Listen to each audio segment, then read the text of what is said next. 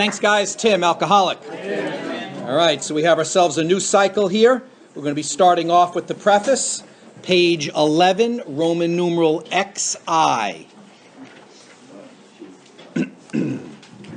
We have a long read tonight, so I'm going to hustle a little bit tonight. This is the fourth edition of the book, Alcoholics Anonymous. So just as a side note, this is printed in 2001. The first edition appeared in April 1939, and in the following 16 years, more than 300,000 copies went into circulation. The second edition, published in 1955, reached a total of more than 1,150,500 copies. The third edition, which came off the press in 1976, achieved a circulation of approximately 19,550,000 in all formats. A current number that we have right now is that we've printed approximately 35 million copies, and we print approximately 1 million copies a year. I did the math, and that's 20,000 copies a week. So we're really popping out the books. I was down in Atlanta for the International, which obviously are every 5 years, and the 35th millionth copy was given to the Sister Ignatia's religious order. 2 nuns came up and accepted that as a token of appreciation. Kind of interesting. Because this book has become the basic text, which means it's a study book, right? Because this book has become the basic text for our society and has helped such large numbers of alcoholic men and women to recovery, I underline this now, there exists strong sentiment against any radical changes being made in it. It's talking about the whole book, not just the first 164 pages. There is a resistance of any radical changes. Therefore, the first portion of this book, the first 164 pages of this volume describing the AA recovery program, has been left largely untouched in the course of revisions made for the second, third, and fourth editions. Some of you may not see the word largely in that sentence, and that just means that your book, your fourth edition book, was printed prior to 2006. After 2006, they stuck that word in to be more accurate, because there are some changes in the first 164 pages.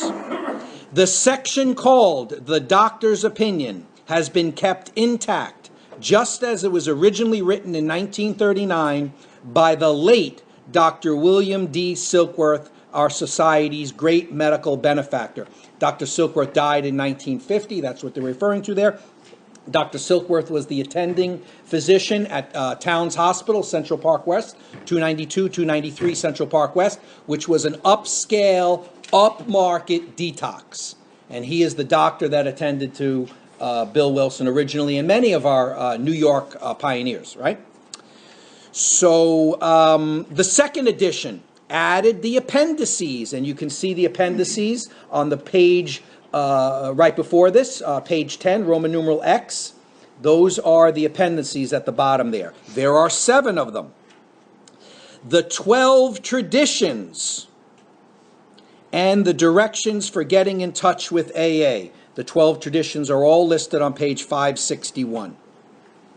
And the 12 traditions were voted in, as we have them listed here, in 1950 at our first international in Cleveland. These were voted in. This was accepted by the delegates, right?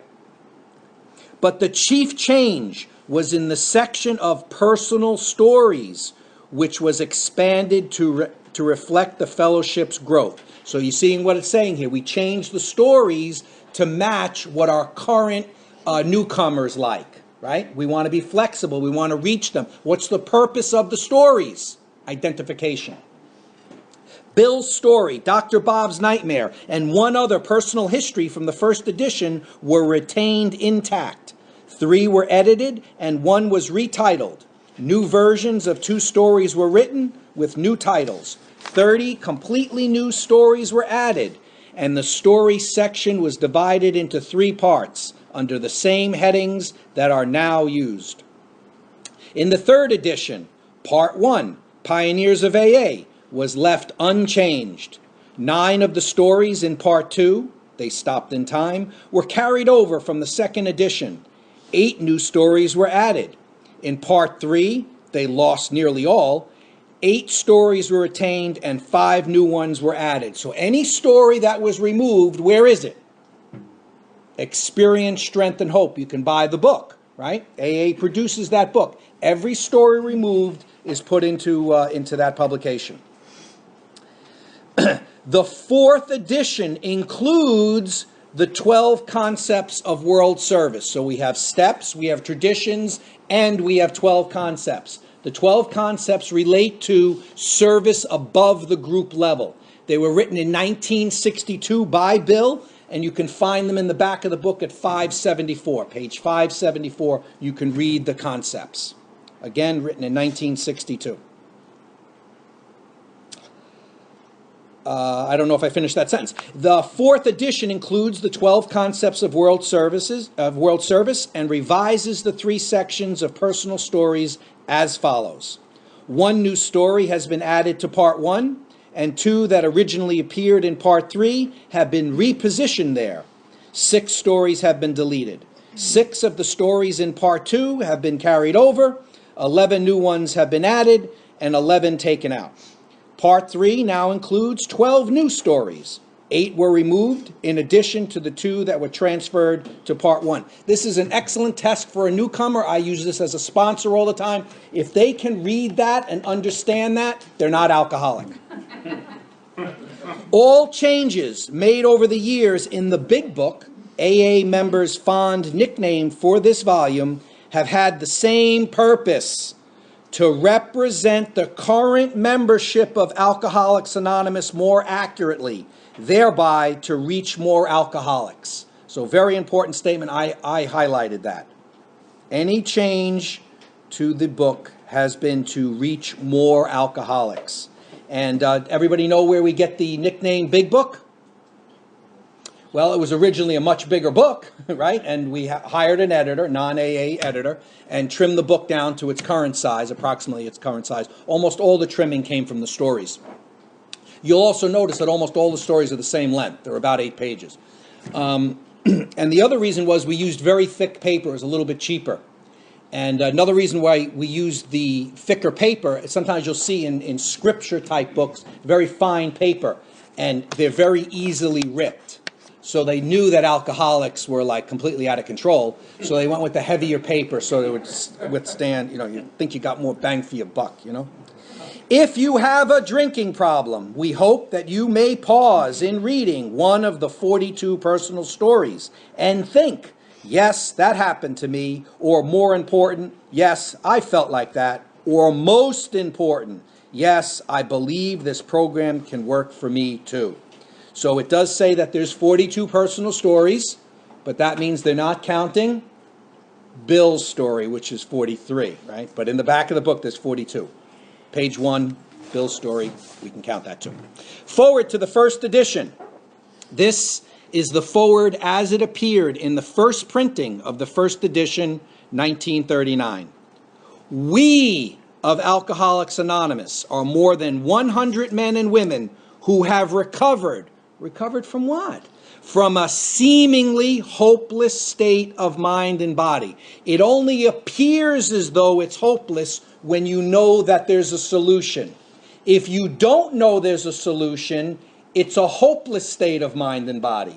It only appears as though, and that's going to come up later on, it only appears as though it's hopeless because we're going to talk about how to get out of the problem, right?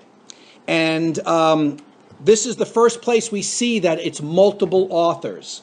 Every revision, and as this was being written primarily by Bill Wilson, but every single revision that was done to a manuscript, both Akron as a group and Brooklyn, New York as a group, voted on how to change things and rephrase things, put that out, pull that out, add that back in, that kind of thing. So it's multiple authors. to show other alcoholics, and it's italicized, precisely how we have recovered is the main purpose of this book. For them, we hope these pages will prove so convincing that no further authentication will be necessary. In other words, you don't need any other book. It's all in here. That's the hope is. Turns out I think they're correct. We think this account of our experiences will help everyone to better understand the alcoholic. Many do not comprehend that the alcoholic is a very sick person. And besides, we are sure that our way of living has its advantages for all. So, noting that alcohol only appears in the first step, it's actually a design for living that anybody could benefit from, and that's the point it's making there. In the Bill Wilson, the Bill W. documentary, at the end, it lists that there are over 60 anonymous fellowships that use our steps. And the only word that would potentially be changed is in the first step. Right? Al-Anon would say what? We're powerless over the alcoholic. Right? It is important that we remain anonymous, meaning eternally. We remain anonymous because we are too few at present to handle the overwhelming number of personal appeals which may result from this publication. Being mostly business or professional folk, we could not well carry on our occupations in such an event. We would like it understood that our alcoholic work is an avocation. An avocation is a hobby. A vocation is your career. Right? And what is it being an avocation? What does it protect us from? Big shotism, right? I got all the answers, right? This is my thing, right? That's what it protects us from. Which is an element of humility, which is one of the purposes of the book Smash Ego, right?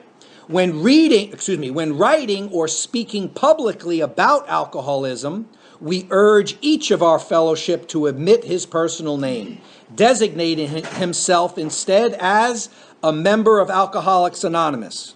Very earnestly, we ask the press also to observe this request, for otherwise we shall be greatly handicapped. We are not an organization in the conventional sense of the word. There are no, see where you recognize this from now, right? There are no fees or dues whatsoever. The only requirement for membership is an honest desire to stop drinking. And obviously in 1950, when we put in the official traditions, the word honest was dropped because of the definition. Who decides who's being honest or not, right? That could cause a lot of debate, and it could be used as a little bit of a weapon, I think. We are not allied with any particular faith, sect, or denomination, nor do we oppose anyone. We simply wish to be helpful to those who are afflicted. We shall be interested to hear from those who are getting results from this book, particularly from those who have commenced work with other alcoholics. It's important to be sober. This is what that sentence just said. It's important to be sober, but it's more important to now pass that on. Right? We should like to be helpful to such cases. Inquiry by scientific, medical, and religious societies will be welcomed. Alcoholics Anonymous, so what do we see by it being signed that way? It's an anonymous book. No one's taking credit for authorship. Forward to second edition. Figures given in this forward describe the fellowship as it was in 1955. Since the original forward of this book was written in 1939, a wholesale miracle has taken place. Our earliest printing voiced the hope that every alcoholic who journeys will find the fellowship of Alcoholics Anonymous at his destination. Already, continues the early text, 2s and 3s and 5s of us have sprung up in other communities. 16 years have elapsed between our first printing of this book and the presentation in 1955 of our second edition. In that brief space, Alcoholics Anonymous has mushroomed into nearly 6,000 groups, whose membership is far above 150,000 recovered alcoholics. Groups are to be found in each of the United States and all the provinces of Canada. AA has flourishing communities in the British Isles, the Scandinavian countries, South Africa, South America, Mexico, Alaska, Australia, and Hawaii. All told, promising beginnings have been made in some 50 foreign countries and U.S. possessions. Some are just now taking shape in Asia. Many of our friends encourage us by saying that this is but a beginning, only the augury of a much larger future ahead. And an augury, of course, I looked up, is a sign of a much larger future ahead. The spark that was to flare into the First AA Group was struck at Akron, Ohio in June 1935 during a talk between a New York stockbroker and an Akron physician. And of course, we're talking about Bill Wilson and Dr. Bob Smith. 6 months earlier, the broker, Bill Wilson, had been relieved of his drinking obsession by a sudden spiritual experience following a meeting with an alcoholic friend. So the alcoholic friend is Ebby Thatcher, who had been in contact with the Oxford groups of that day. And the Oxford groups were a Protestant, non-denominational gathering, fellowship, missionary-type fellowship, who would try to elicit some sort of spiritual experience or awakening, and then their sole job was to pass that on. That was the goal behind it. Frank Buckman, the founder of it, the international founder of it, was Lutheran, and the U.S. Primary leader was Reverend Sam Shoemaker at Calvary Church in Manhattan on Central Park South. And he was Episcopalian. And it was a first century Christian fellowship was its original name, ultimately called the Oxford Groups, because one of the things that was a belief of the group was you change society from the top down. You changed from high society to lower society. You didn't start at the bottom. And what Frank Buckman would do is he'd go to various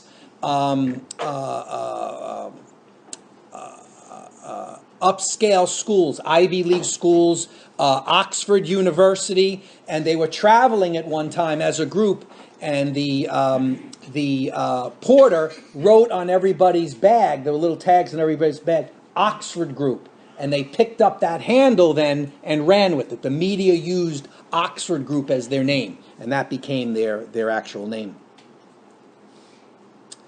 He had also been greatly helped by the late Dr. William D. Silkworth, a New York specialist in alcoholism who is now accounted no less than a medical saint by AA members, and whose story of the early days of our society appears in the next pages. From this doctor, the broker had learned the grave nature of alcoholism, meaning it's progressive and fatal, though he could not accept all the tenets of the Oxford groups. So the tenets are their beliefs. They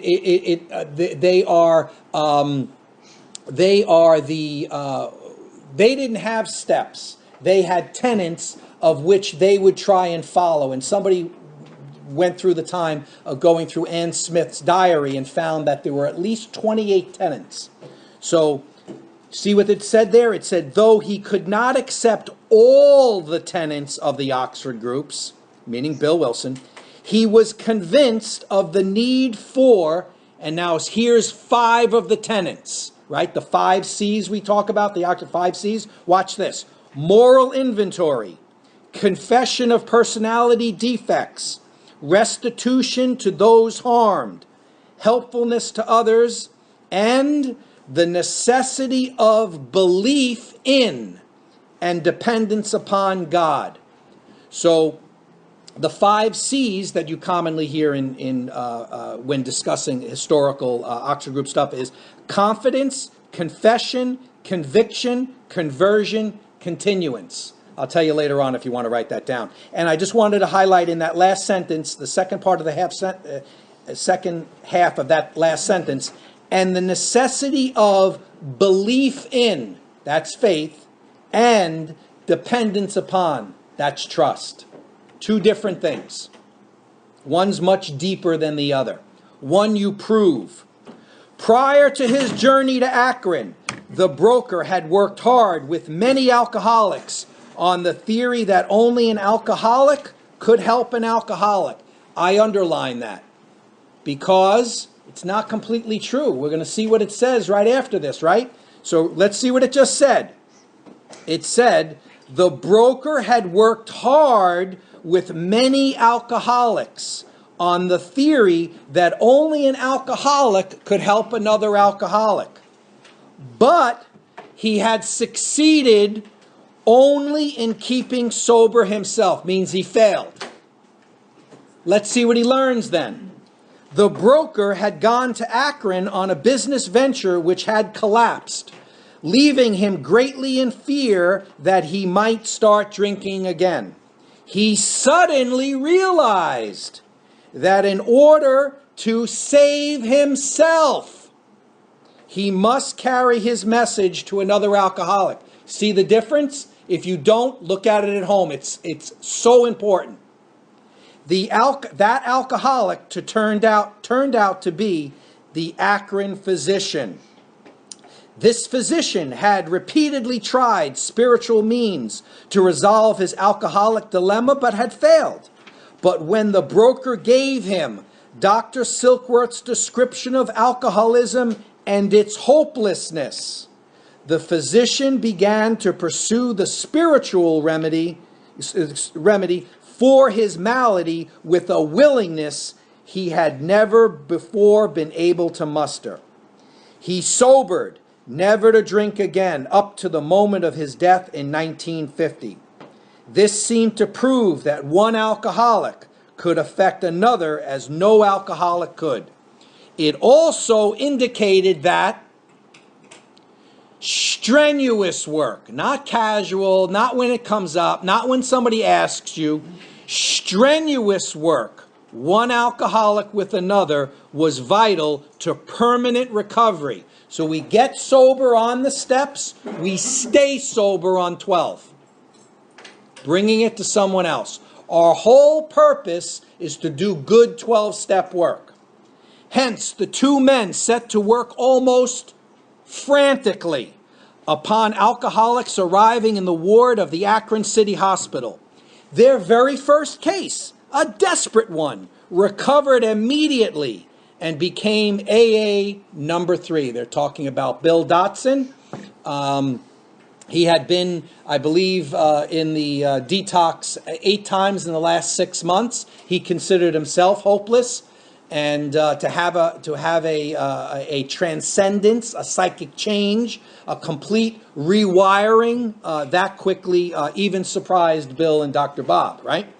But if I had to change one word, I would change one word in this sentence, and it would be their very first successful case, because the two of them had tried on 2 other people prior to that. Dr. Roy McKay failed with him, and Eddie Riley, and initially failed with him also, but he got sober later on, so we'll call him a success. So Dr. Roy McKay and Eddie Riley were before Bill Dotson. He never had another drink. This work at Akron continued through the summer of 1935. There were many failures, but there was an occasional heartening success. When the broker returned to New York in the fall of 1935, the First AA Group had actually been formed, that though no one realized it at the time. One other little historical thing I would have loved for it to have been in there is Ernie Galbraith was AA number 4. So when Bill goes back to New York, he's staying in Akron, right? He goes back to New York in the fall. There was actually 4 of them. A second small group promptly took shape in New York, to be followed in 1937 with the start of a third at Cleveland. And who started our third group in Cleveland? Clarence Snyder, the home brewmeister. You can read his story in Experience, Strength, and Hope. I like that he made his own booze. Besides these, there were scattered alcoholics who had picked up the basic ideas in Akron or New York who were trying to form groups in other cities. By late 1937, the number of members having substantial sobriety time behind them was sufficient to convince the membership that a new light had entered the dark world of the alcoholic. And anybody know what that number was? 40. Correct. Thank you, Gail. It was now time, the struggling groups thought, to place their message. See that? It's plural. It's not Bill's message. It means it's the message that they've all agreed upon. Everybody's on board, right? To place their message and unique experience before the world. This determination bore fruit in the spring of 1939 by the publication of this volume. The membership had then reached about 100 men and women. So it was actually about, and we can debate the numbers, but just going with this stat right here, 99 men and one woman. And that's why our book was not originally called 100 Men. That was the original title that we were going to call it, and we had one gal with about a year's sobriety, Florence Rankin, and she said, like, oh, time out. Can't do that, right? And there's a little backstory there, which we'll leave alone right now, but that's how we ended up choosing Alcoholics Anonymous. But you'll note that the text didn't change then. They couldn't change the text at that time. In the book, it makes the assumption that the alcoholic is male, right? The fledgling society, which had been nameless, now began to be called Alcoholics Anonymous, from the title of its own book. The flying blind period ended, and AA entered a new phase of its pioneering time. With the appearance of the new book, a great deal began to happen. Dr. Harry Emerson Fosdick, the noted clergyman, reviewed it with approval. In the fall of 1939, Fulton Ersler, then editor of Liberty, printed a piece in his magazine called Alcoholics and God. This brought a rush of 800 frantic inquiries into the little New York office, which, meanwhile, had been established. Each inquiry was painstakingly answered. Pamphlets and books were sent out.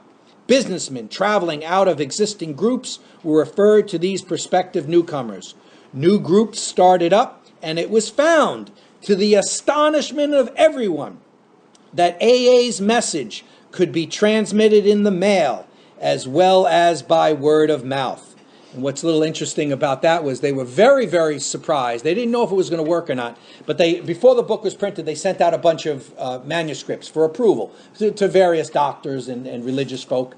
And somehow one ends up in the hand of an alcoholic's mother on the West Coast, San Francisco, I believe. And she ultimately reads it and then gives it to her son, and her son is struck sober by reading the manuscript, reading the text. And he actually works in a psychiatric hospital as like an attendant in some way.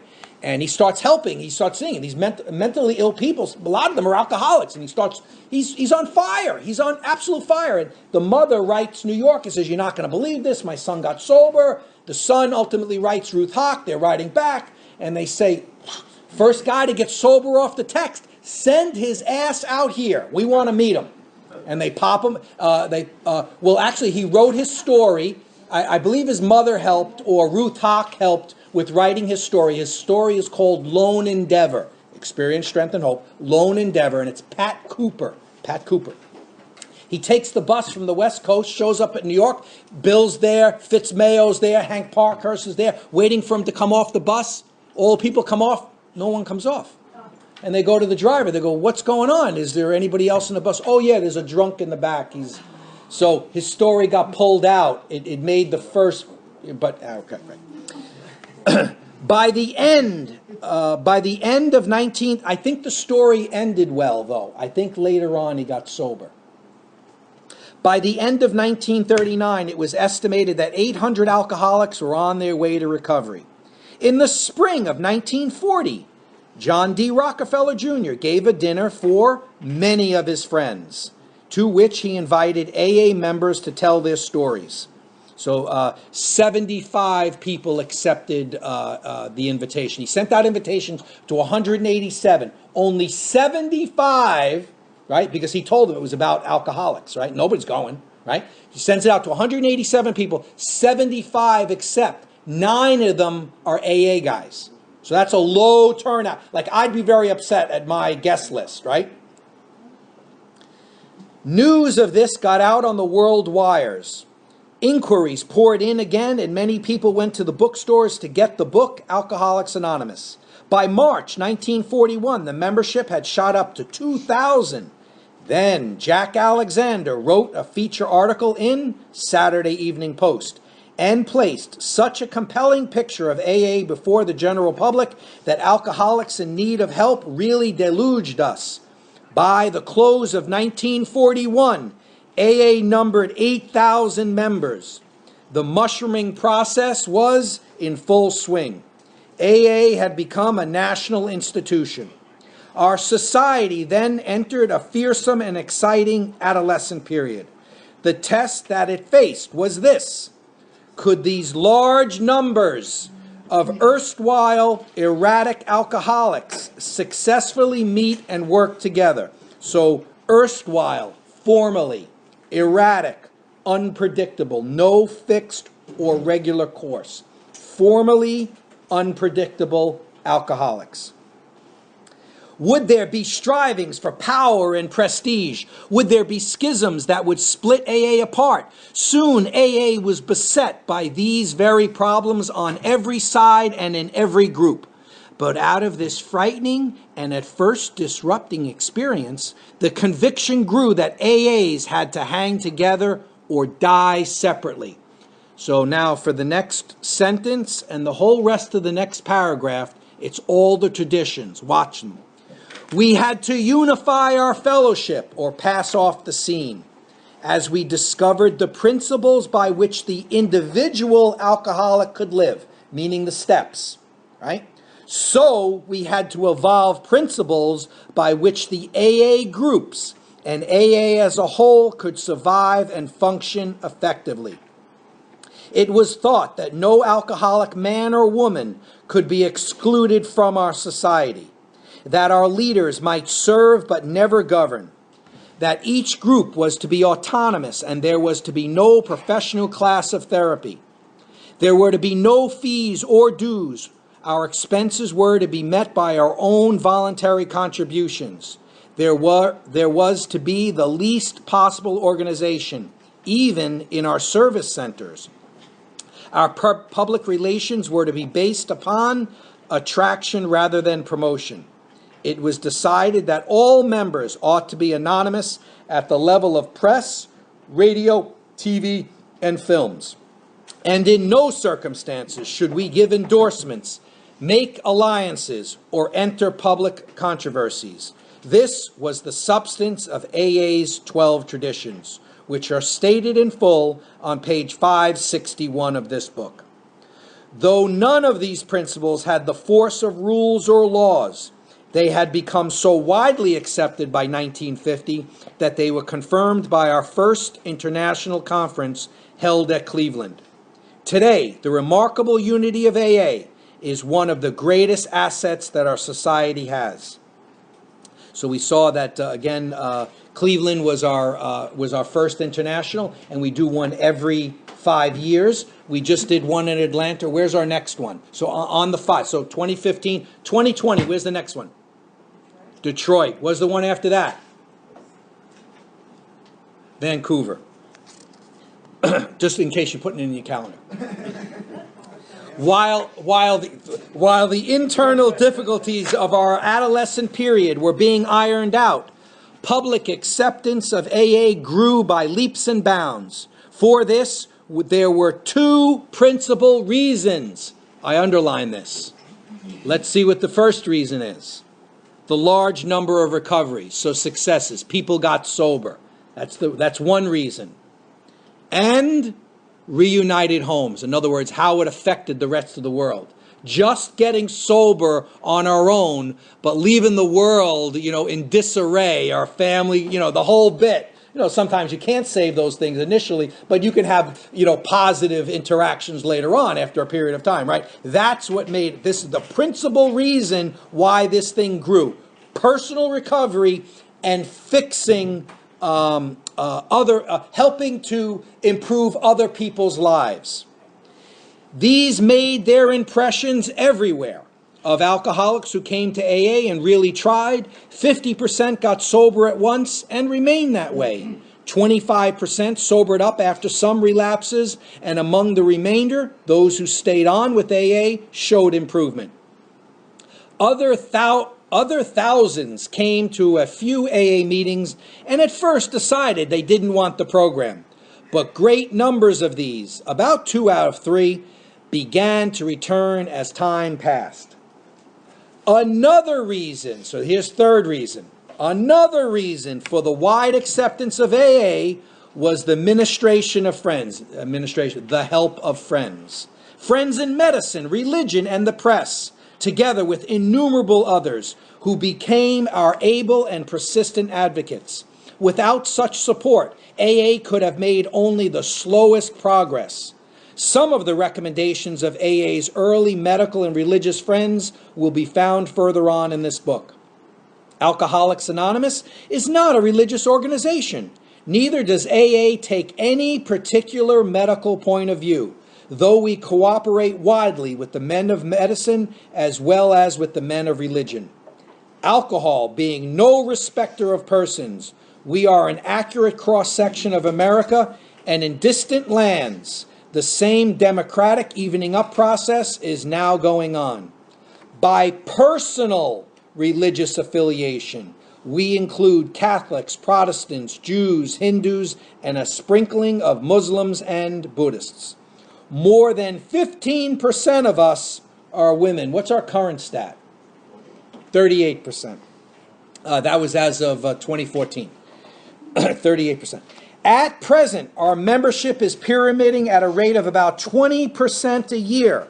So far, upon the total problem of several million actual and potential alcoholics in the world, we have made only a scratch. In all probability, we shall never be able to touch more than a fair fraction of the alcohol problem and all its ramifications. Upon therapy for the alcoholic himself, we surely have no monopoly. Yet, it is our great hope that all those who have yet found no answer may begin to find one in the pages of this book and will presently join us on the high road to a new freedom. Forward to the third edition. You'll note that Bill dies in 1971. First thing you should note is the different tone in the forward to the third edition, which is written in 76, and length. By March 1976, when this edition went to the printer, the total worldwide membership of Alcoholics Anonymous was conservatively estimated at more than 1 million, with almost 28,000 groups meeting in over 90 countries. Surveys of groups in the United States and Canada indicate that AA is reaching out not only to more and more people, but to a wider and wider range. Women now make up more than 1/4 of the membership. Among newer members, the proportion is nearly 1/3. 7% of the AAs surveyed are less than 30 years of age. Among them, many in their teens. The basic principles, meaning the steps, they're talking about the steps, the basic principles of the AA program, it appears, hold good for individuals with many different lifestyles, just as the program has brought recovery to those of many different nationalities. The 12 steps that summarize the program may be called Los 12 Pesos in one country and Les Dos Etapas in another. But they trace exactly the same path to recovery, meaning the steps are the same. That was blazed by the earliest members of Alcoholics Anonymous. In spite of the great increase in the size and span of this fellowship, at its core it remains simple and personal. Each day, somewhere in the world, recovery begins when one alcoholic talks with another alcoholic, sharing experience, strength, and hope. What it was like, what happened, what it's like now, right? Forward to the fourth edition. This fourth edition of Alcoholics Anonymous came off the press in November 2001, at the start of a new millennium. Since the third edition was published in 1976, worldwide membership of AA has just about doubled to an estimated 2 million or more, with nearly 100,800 groups meeting in approximately 150 countries around the world. So a 2015 number is 2.4 million members, 2.4 million. Literature has played a major role in AA's growth, and a striking phenomenon of the past quarter century has been the explosion of translations of our basic literature into many languages and dialects. In country after country where the AA seed was planted, it has taken root, slowly at first, then growing by leaps and bounds when literature has become available. So that's really pinpointing the author's belief that literature was instrumental in our spread. Currently, Alcoholics Anonymous has been translated into 43 languages. As the message of recovery has reached larger numbers of people, it has also touched the lives of a vastly greater variety of suffering alcoholics.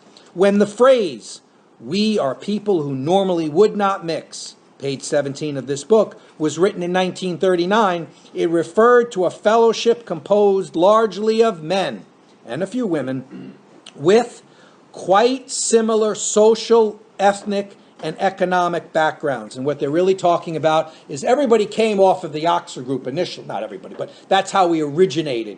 And they were primarily white Anglo-Saxon Protestant, and almost all were middle class or upper middle class, doctor, lawyer, stockbroker, business person. Like so much of AA's basic text, those words have proved to be far more visionary than the founding members could ever have imagined. The stories added to this section to this edition represent a membership whose characteristics of age, gender, race, and culture have widened and have deepened to encompass virtually everyone the first 100 members could have hoped to reach. While our literature has preserved the integrity of the AA message, sweeping changes in society as a whole are reflected in new customs and practices within the fellowship. That speaks to flexibility to me. Taking advantage of technological advances, for example, AA members with computers can participate in meetings online, sharing with fellow alcoholics across the country or around the world. In any meeting, anywhere, AAs share, experience, strength, and hope with each other in order to stay sober, one, and help other alcoholics, two. And that's the order. Modem to modem, or face to face, AAs speak the language of the heart in all its power and simplicity.